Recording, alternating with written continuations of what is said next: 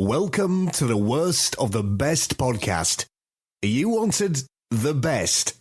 Well, they didn't freaking make it. So here's what you get. From Canada, Ryan and Jason.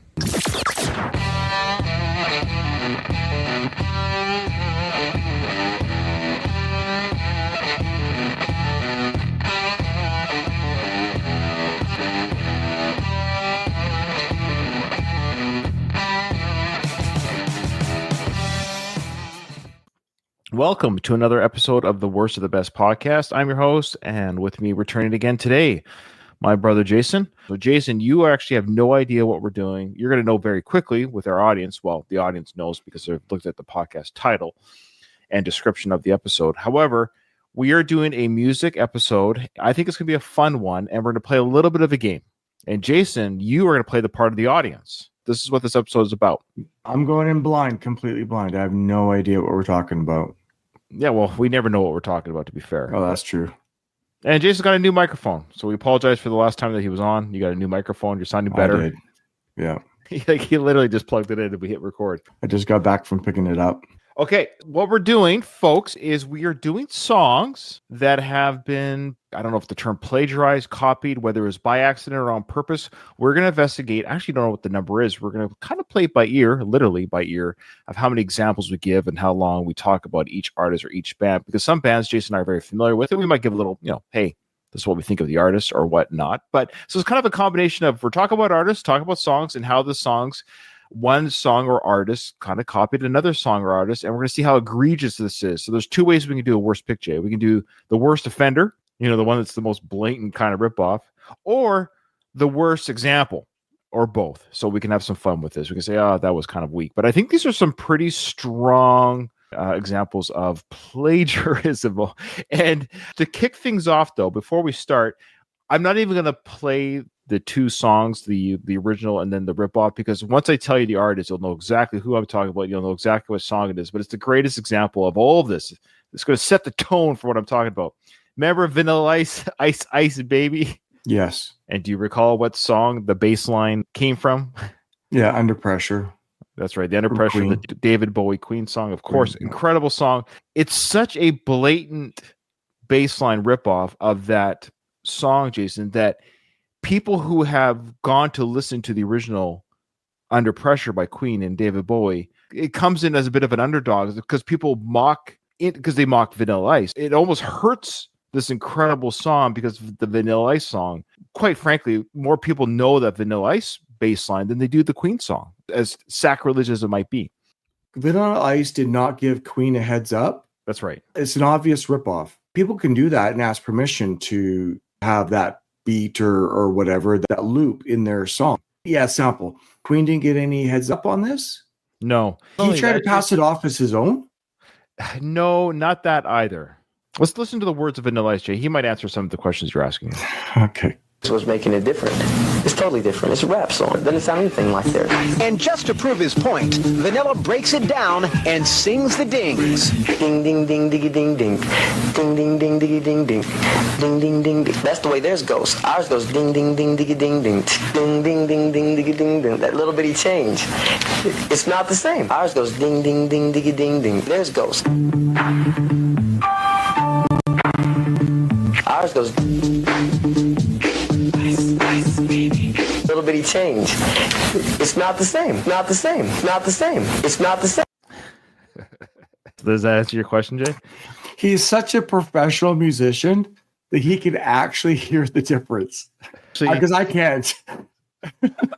It's there. It's subtle. It's there. I think I could hear it at the very end. There's a little bit of which in the studio they can change, obviously. Just like they can change people's octaves or to auto-tune. They can add or subtract. How did he do it? Ding-ding.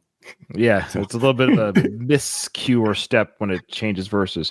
I want to give him credit because he does a good job, but you could see there's some musical intuition in his ability to do that din din din. Yeah. Like what that actually I can't replicate that little vocal whatever is he doing? What is he doing? Rap with his beatbox? Oh, sure. It's a bit of a, he was a young kid back then too. It's funny to think he's in his early 20s back then. And old joking aside, this sets the tone of what we're getting at here. You're going to be surprised by some of these. I was doing the research on this. So Jason did not do the help on this research. Jason, you did not help. I gave you a break this recording. I wanted to do this research because I wanted you to play along. So this first band, Jay, have you ever heard of the band's name Spirit? Yes. Am I familiar? Struggling, but I don't really know much about them. The song that I'm going to play for you is called Taurus. I believe after the constellation Taurus. Well, at least this song is all instrumental. There's no vocals, but we don't need vocals on this one. In fact, not all of them, but most of these are. It's the music part that's very similar, if not ripped off. The song is called Taurus from the band Spirit.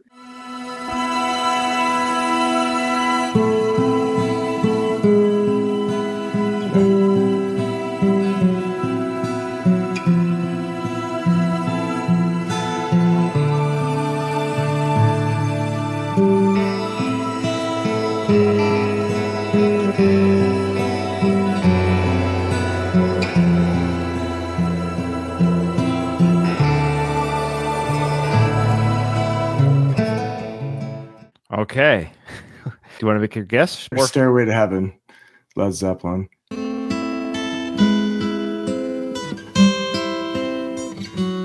Ooh. Okay. So we don't have to play that whole song. We know Stairway to Heaven. Well, it's a ripoff.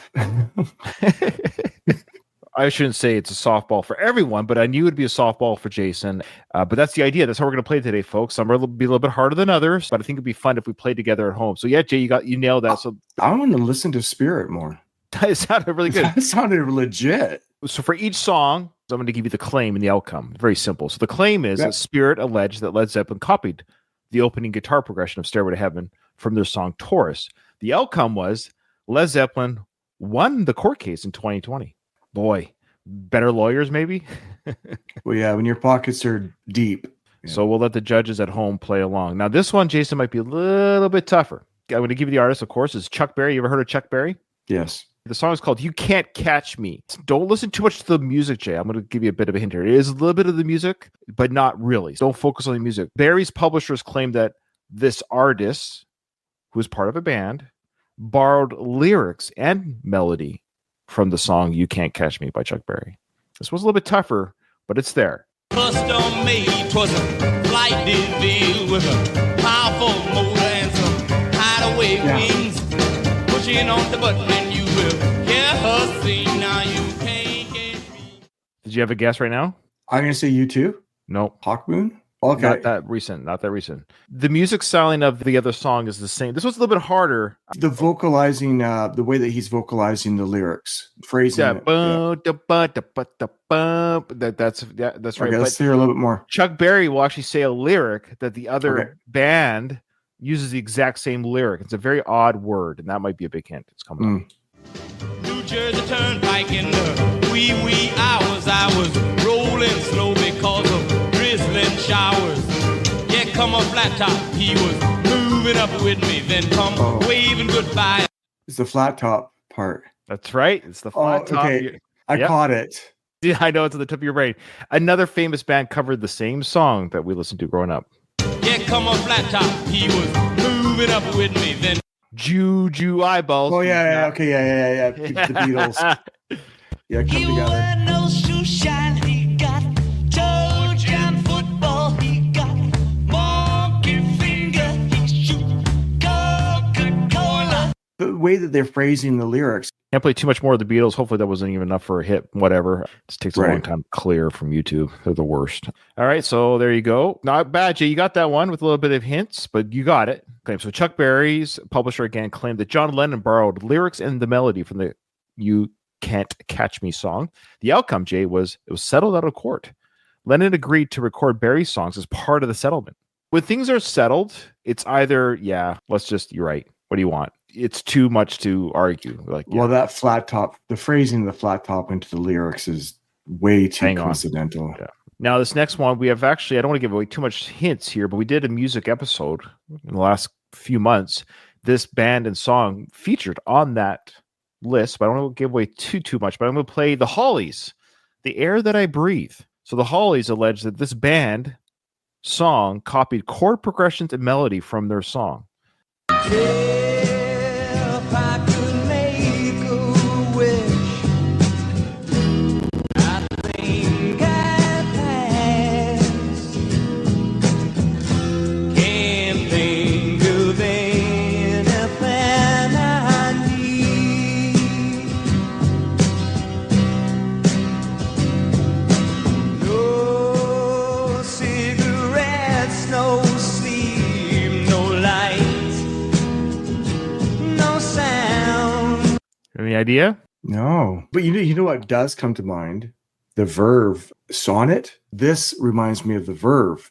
Okay. Yes. No, I didn't make that More connection. than- This one might not be the greatest example. The irony here is, so the claim here is that the Hollies allege that this band again copied the chord progressions and melody from their song, The Air That I Breathe. The irony is, this same band that was accused of this allegation accused an artist of ripping off their version of this song.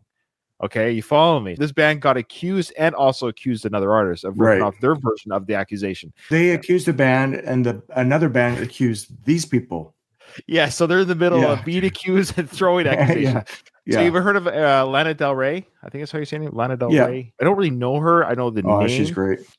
Okay, so you might know the song. Then this song had a lot of millions of hits on YouTube. Very popular song according to YouTube. I've never heard it before until doing research for this episode. And then when I heard her version of this song, I was like, wow, that is really the other band. So it's kind of funny, the progression of the artist ripping off artist, ripping off artist. So let's check out her version of this same song.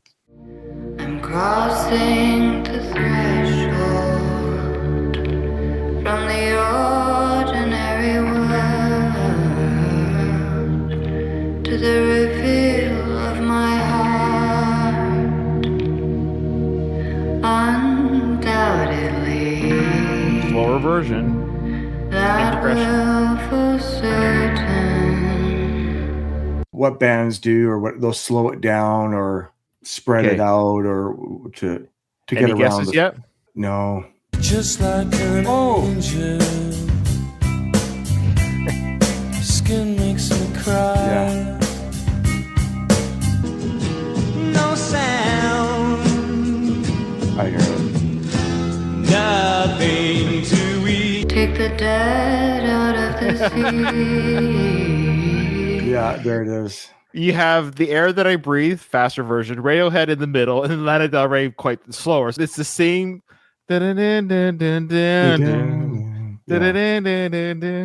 anyways, there you go. That was a fun one. Okay, so So That was the what's one- the outcome of these fights? yeah. Okay, yeah, good question. Great question, Jason. What a great co-host. Yes.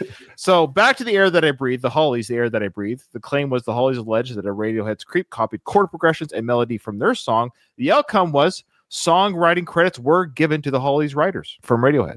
Yeah. Okay. Okay. Now Radiohead's like, cool, we took care of that. Lana Del Rey comes along, does her version of Creep. The outcome there was Radiohead alleged that Del Rey's Get Free borrowed the chord progression from Creep. The outcome was a settlement was reached, though details were never disclosed. I think in that case, that might be it's just easier to settle a court than fight it financially. Sure. You ever heard of Sam Smith? Yes. Yeah, I only know him of recent controversy because he did this weird devil stuff on the stage recently. It was 20. Yeah, which is really unfortunate because when he was early in his career, amazing. Okay. What an amazing vocalist. My goodness. Well, I would agree with you, Jay. Sorry not to step on it. I would agree with you. Sorry, folks. There is a delay for whatever reason behind the curtain here. If you're seeing the delay on the video of Jason's video, it's not his fault. For whatever reason, my Wi-Fi is really acting bad right now. It's like hanging on with a 1 bar out of 3. And so there's a bit of an audio delay. So there'll be times I step on Jay. I don't mean to be rude more than I usually am. But okay. Yeah, I agree, Jason, with what you're saying, because I know the name. I don't know any of his songs. However, the song, one of his big hits called Stay With Me, came out about 10 years ago. 1.2 billion views on YouTube. That's not too bad, eh? So when we get to the chorus, Jason, you tell me which song, and it's an artist you're very familiar with, which song you think it might maybe inadvertently got tipped off by. So the write-up on this one is, and I'll keep the other artist a secret, this artist's team argued that Smith's Stay With Me resembled a song that they did. Obviously, there you go. I actually will give you the outcome. So Smith did agree to give this artist songwriting credits. So that's the outcome. So when you get songwriting credits, do they get some of that cut of the 1.2 billion views? But songwriting credits is more important than the performing. The performer makes less than the songwriter. I would suspect whatever platform they're on, whether it's Spotify, iTunes, YouTube. Yeah, any money I suppose that they make from that song, a portion of it goes to whatever that agreement was, will go to how it's divvied out. So all the people that make music for Beyonce and Taylor Swift and Rihanna and all these pop artists, they're not making their own music. They're not sitting down with a pad and paper. I mean, Taylor Swift might lyrically or whatever, but she does have writers helping her. So all those writers are making a crap ton of money helping these pop artists. Oh, won't you stay with me? 'Cause you're all I need. This ain't love, it's clear to see. But darling, stay with me. Ringing any bells, musical bells in your head? It's not. It's one's a little bit tricky, but once you hear the original, that's all I hear now. It's a slower version too, just a tad slower than the original. It's from a very famous artist that you like and a very famous song that you know. Let's hear the sample again. Oh, won't you stay with me? 'Cause you're all I need. This ain't love, it's clear to see. But darling, stay with me. Now, once I show you the original, you'll be like, oh, yes, it's there. Yeah, I can hear it. Roll back down. Won't be turned around. And I'll keep this world from dragging me down. Gonna stand my ground. Now, of course, he sings it slower, but it's the same progression up and down, same notes. Yeah. So it's funny, when I was hearing the Sam Smith, knowing, of course, I know that song very well, like you do. So when I heard Sam Smith's chorus, that's, you go back to Sam Smith, you could literally sing along. Whoa, back down, and I whoa, back down. Yeah, it's just a slower version. That's a fun one. Rest in peace to Tom. Can you believe it's already been, I think, 8 years? That's unbelievable. Now, Jay, you probably remember this one. This is one of our more famous ones, and I almost hesitated putting this one on here because I remember when this happened. This was sort of early internet days and stuff. But yeah, you'll remember this song by Katie Lang.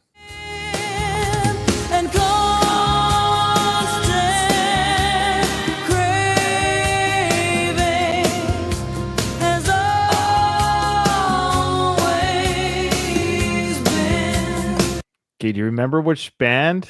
Do you recall? Yeah, the Rolling Stones. That's right, the Rolling Stones. Here we go.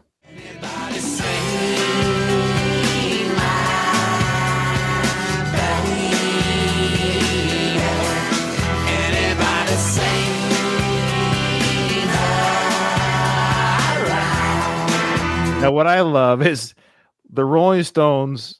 They get a lot of breaks. Like, how much music do you have to create, right? They've been around for 60 years. But this is what I love.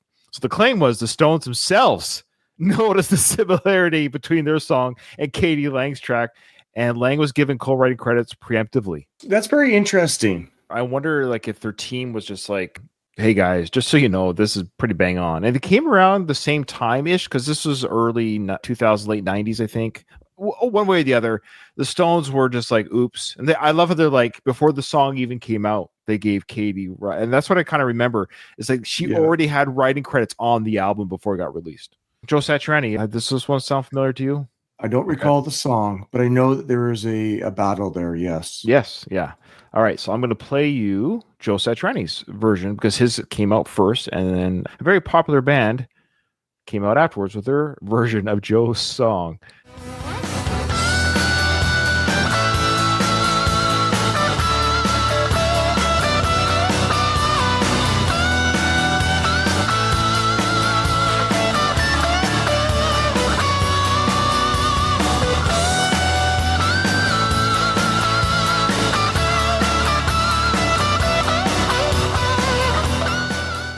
Does it ring a bell? Yeah, it rings a bell. Can't quite put my fingers on it, but I can hear it. Ding, ding, ding. So Jason saw the video come on. He goes, yes, right away. What were you going to say before you hit play? I thought in my mind it was a Coldplay song, but I couldn't quite put my finger on it. So I couldn't really quite say, but yes. Yeah, you're right. It was Coldplay. So it's Coldplay's Viva La Vida. What we just heard from Joe. Let's see how similar the chorus is here.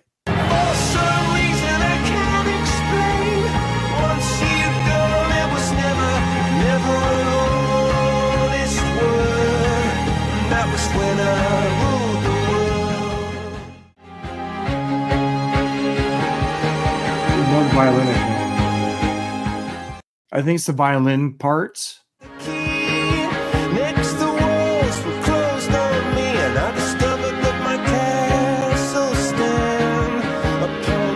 Yeah, so it's that part. Let's go back here.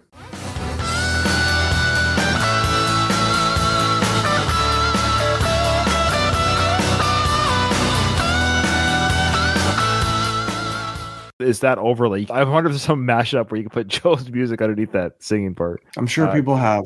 What happened here, Jay, was Satriani claimed that Coldplay's Viva La Vida copied substantial portions of his instrumental track. It was settled out of court for an undisclosed amount. This, I think, solidifies in my mind that many of these bands, these bigger commercial hit bands, do not write their own music. There's no way they're listening to Joe Satriani and going, we're going to rip off this thing of Joe Satriani. Musical writers who have a much broader musical are probably scouring for things that they can rip off. How many Coldplay listeners ever listen to Joe Satriani? If I could, right. As soon as Joe Satriani hears it, he's going to hear it. Right. The majority of people listening, those genres don't cross typically. Yeah. And Joe Satriani is almost 99% musical. Mm-hmm. And so most people aren't going to listen to Joe Satriani doodling on his guitar for hours and hours and hours, and then also listen to Coldplay. Those people aren't going to cross over.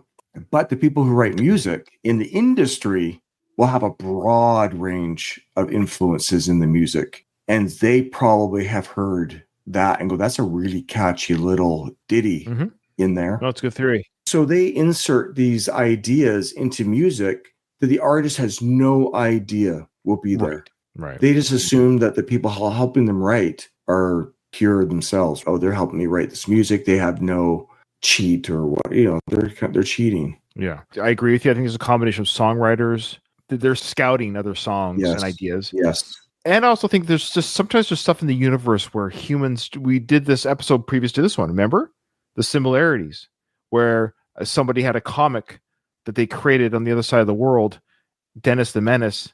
Two different people created the same kind of character with the same titled name the same day it was released. So sometimes in the universe, there seems to be this pyramids all around the world. And apparently no one communicated with each other. And they're too spread apart. Yet we're all making pyramids at the same time. But it's just funny that it was always done in this particular era of time. Yeah. So that's what I mean. It's in the universe. It's in the psyche of humans. Yeah. You're giving the musical industry too much. There will be there's only so many chord progressions. So I find this catchy, this chord progression catchy, and so does somebody else. But these big, huge commercial bands who claim that they do everything organically, I don't trust all of it. No, you should be skeptical. That's our job, Jay. We're bringing this to the masses. Maybe we're exposing some people's favorite artists. We apologize. Chuck Berry, he's twice on our list. He probably should be on here probably about 20 times. I suspect the two Chuck Berry songs we're bringing up probably aren't the only poor victims. No. Poor Chuck.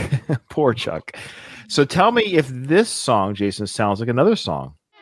They're really rocking in Boston and Pittsburgh, PA, deep in the heart of Texas and round the Frisco Bay, all over St. Louis and down in New Orleans. All the everybody's out surfing. Surfing USA. I saw your face. I hope I didn't spoil it for you. Is that what you got? Yes. Yeah. Okay. And if you go to YouTube, it's hilarious. When you go to YouTube on the Surfing USA, like a lot of comments, this is my favorite Chuck Berry song. I had no idea. Did you? No, I never heard of this one. So let's hear that again. They're really rocking in Boston and Pittsburgh, PA, deep in the heart of Texas and round the Frisco Bay, all over St. Louis, and down in New Orleans. All the cats wanna dance with sweet little 16. If everybody had an ocean across the USA, then everybody'd be served like California. You'd see them wearing their baggies. So of course the difference is the ooh-ah-oohs. They weren't even trying. At least try to pretend. Yeah, at least Coldplay was singing over Joe's music. They were singing. What happened here, Jay, was They stole it. That's what that. so Barry accused the Beach Boys of copying the melody of Sweet Little 16, more than just the melody, everything. Barry was granted songwriting credits after settling the dispute. I don't know what court would be like, no, I don't get it. I don't hear it. Yeah, so that was a fun one. Okay. All right. Now this one, I think this one's maybe not as egregious, but and I'm surprised because I kind of know both songs pretty well, but when you do play them back to back, I'm like, oh, maybe this happens. So you ever heard the Kinks? Yes. Well, this is the song Old Day and Old Night. So there's a band at the same time or in this area of time that was accused of copying the riff and the structure of that song, Jay. You tell me if you can catch who the culprit was that stole this version of the Kinks song. Here we go.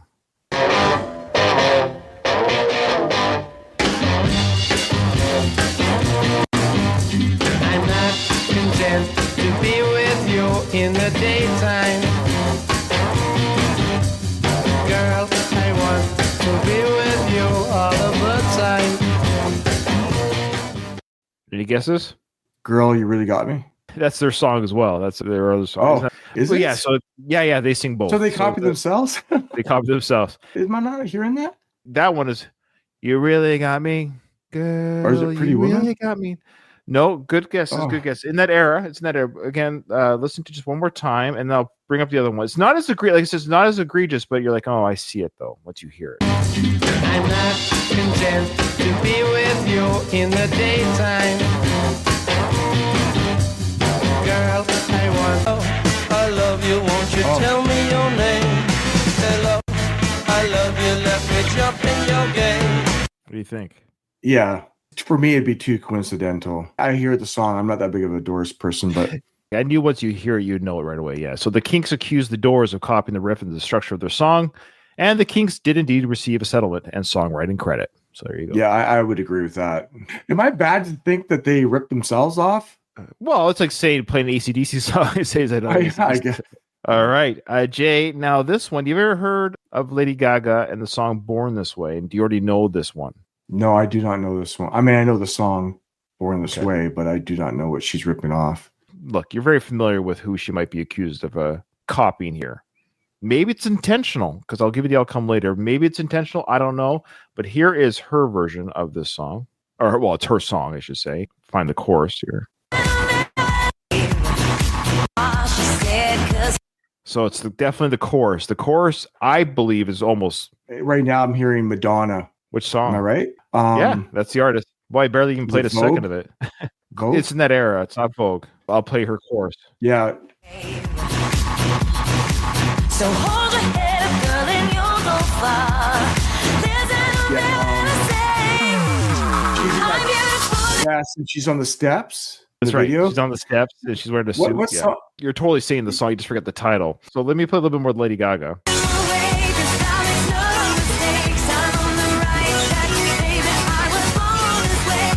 So that is almost verbatim, Jason, to what you were describing. You described the music video, but I'll just play the audio here. Make you feel like the queen on the throne. Make you love it till you can't come down. Don't go for second best, baby. Express yourself. Yeah.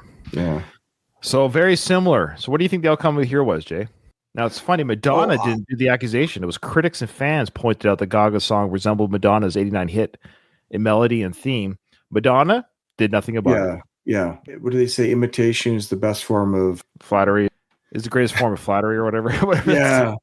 I'm sure Madonna, that's probably Madonna's approach. She's probably say that's cool. I wonder if Each Lady other. Gaga, very talented in her own right, and performer and singer. So I wonder if but she didn't announce that it was an homage. That's the problem. I don't think she said, by the way, I'm doing this song that pays homage to. She definitely is influenced by Madonna with the outfits and the the controversies and the whatever. Or I don't mean controversies, but that shock factor, Madonna's very good at that, and Lady Gaga emulated that same type of performances and stuff. So that being said, I wonder if this was definitely an homage. Maybe she just went overboard with the homage without acknowledging Madonna, because it was brought to Madonna's attention. She's like, yeah, sounds good. I hear it, but good for her. A song like that is probably a lot of songwriters, and Lady Gaga may not even have picked it up. That goes back to your other theory. That's a great example of where it's almost like, hey, we got a great tune and beat for you. She's like, yeah, I like it. Thank you. Cool. Okay, and then it sings, and everybody else does the rest of the work, and she's not really that involved. Not that she can't be, but maybe just for a lot of these overproduced songs that she does, she might participate in the bare bones aspect of it, but they build and build and build, and often the song's not even close to what the original artist walked into the studio with, or the idea. The producers and mixers and engineers, they just take over. Agreed. Now, this last one, Jay, you'll get it right away, I think. We're saving this for last. You tell me. Have you ever heard of the band called The Killing Joke? No. Tell me if you recognize this.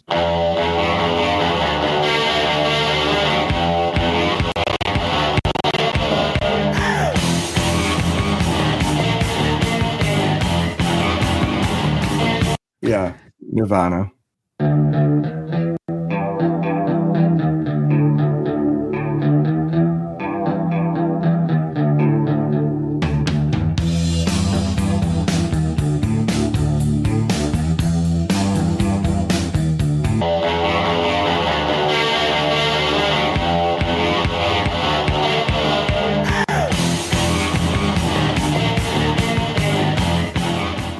It sounds like a ripoff.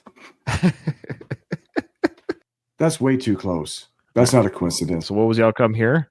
So Killing Joke claimed that the riff in Nirvana's Come As You Are was strikingly similar to their song 80s.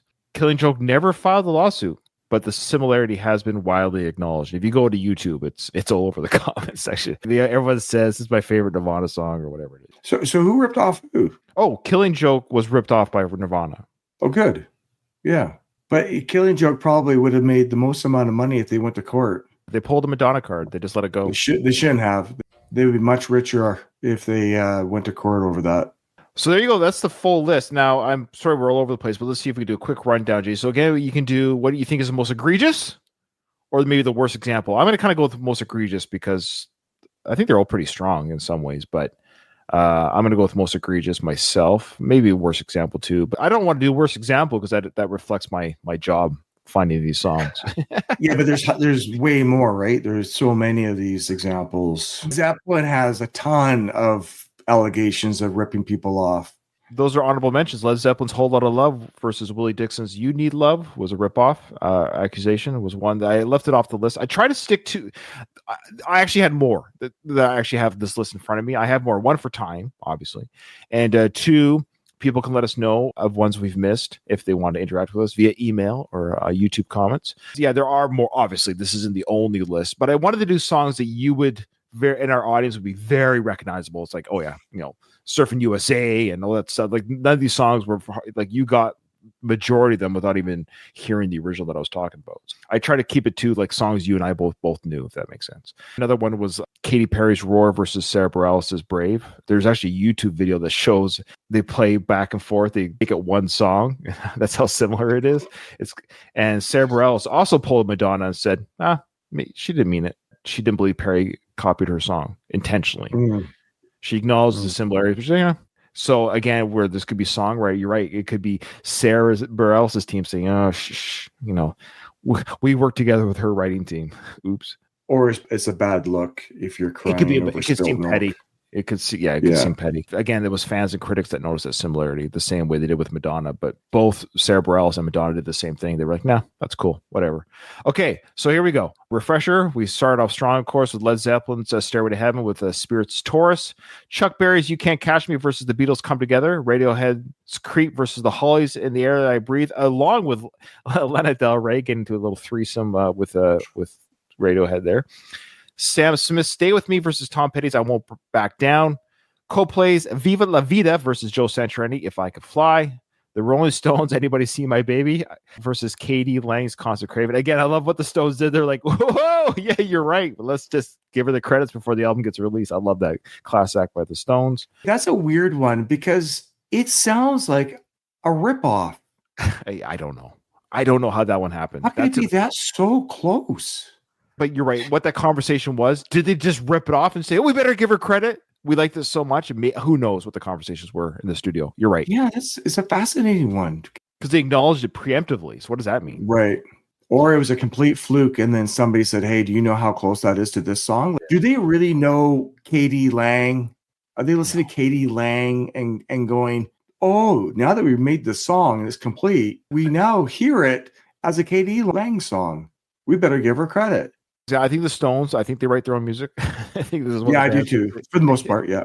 They get help. I mean, everyone has collaborators, of course. Every band has collaborators. Producers, however, producers, collaborators. But I would suspect the Stones, out of all these artists, I think the Stones, how many songs do you write at some point when it's going to overlap, right? There's going to be, the Venn diagram is going to happen. So I think this was just a situation where both artists had the same kind of chorus at the same time. It's weird.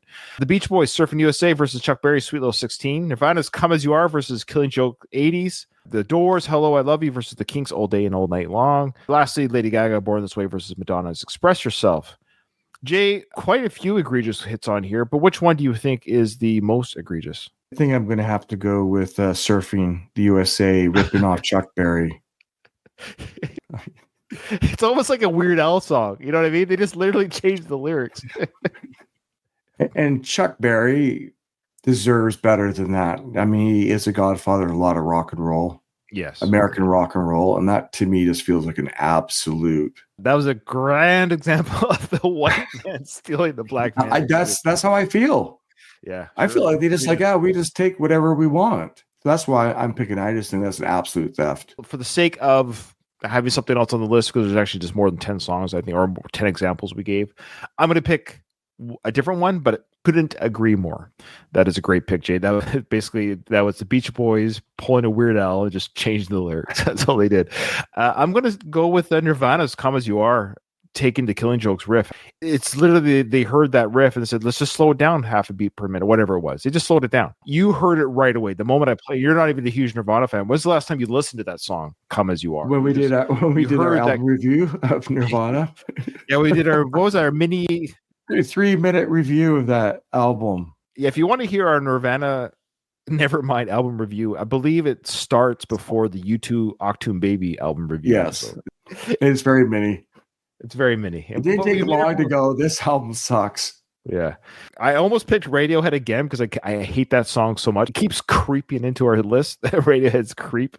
But it was too much fun to talk about. So I'm going to go with Nirvana's. It's lazy. I think it's a complete ripoff. And I know they were kids at the time. It's a complete ripoff. 100%.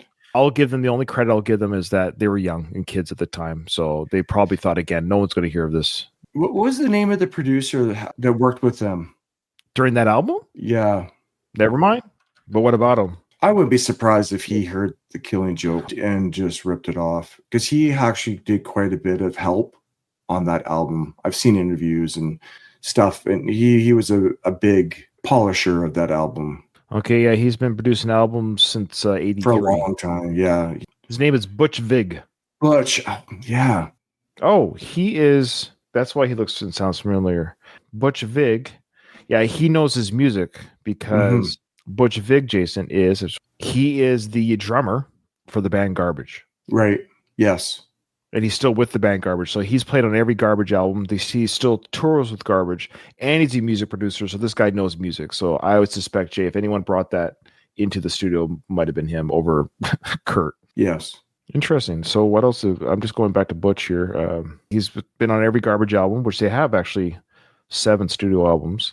He started producing in 83. His last album he produced was in 2022, but he did not produce Killing Joke. He produced a band called Killdozer. He also produced the Smashing Pumpkins' Gish. Right. The band, oddly, here, Killing Joke, I looked them up, 15 studio albums. Yeah, I would be interested in hearing their sound. I'm going to look into that. They're an English post-punk band, 7 live albums, 14 compilation albums, 5 extended plays, 31 singles and video album, and 4 video albums. So they're They're like a nobody. I just never heard of them. So Yeah, their first they've been a studio band since 1978. Wow. That's crazy. But I'm looking at the reviews of their first studio album. It's all like 9 out of 10, 5 out of 5. Here's a band I'm going to look into. The album has been called an underground classic for fans of heavy music. Dave Grohl. Here we go. Oh, Dave we go. Grohl has cited it as one of his favorite albums. Oh, so they're just doing an homage, but they didn't give them credit? Is that his sly way of going, oh, yeah, we really like them? Now, the song 80s wasn't on this album, but he's a fan of the band. There you go. There's your connection. Dave Grohl is a fan of the band. That's interesting. So Dave Grohl's a fan. So you guys, now you know how we do our research. Look behind the scenes, how we do our research, folks. Yeah, but this is also proof that people are vultures on other people's stuff, and that's not accidental. They just didn't give them credit. Another big one was George Michael. His song "Waiting for That Day" has the Rolling Stones in it. It's preemptively after they did it, he realized, wow, I just ripped off the Rolling Stones, and gave them credit preemptively, the way that Rolling Stones gave K.D. Lang. Rolling Stones gave K.D. Lang preemptive writing credits before any controversy or whatever. He just straight up said it. Right. Interesting stuff. All right. Hey, this was a fun episode. I think this is a lot of fun to get through.